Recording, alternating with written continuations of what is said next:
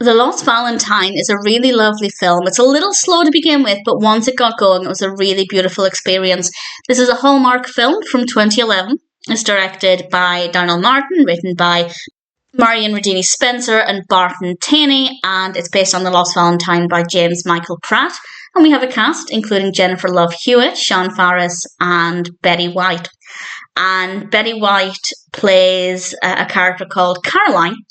And Susan, a journalist, wants to interview her, and it's digging up the emotions of her past. Well, I say digging them up. I think it's very clear that this is something that Caroline thinks about often, but she's being asked to dig much more deeply into her past because her husband, Lieutenant Neil Thomas, was declared missing in action 60 years ago. This is during the Second World War, and it's about what life was like then and the emotions that came with finding this out and what it's been like for Caroline since, and ultimately wondering if she'll ever get any answers.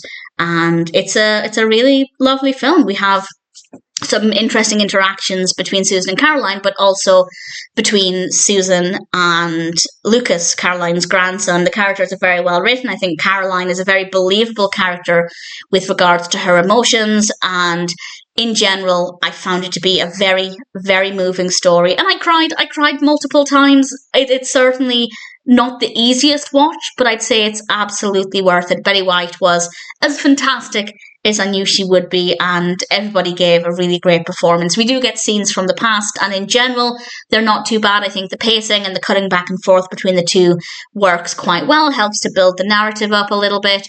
And in general, as far as the narrative is concerned, I have zero complaints.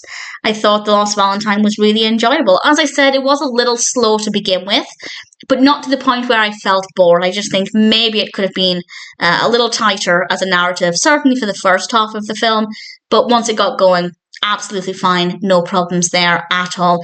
A little heavy, not the easiest watch, but absolutely worth it. I thought The Lost Valentine was a sweet story, well-executed narrative for the most part, great characters and performances, and certainly a film that I'm happy to recommend.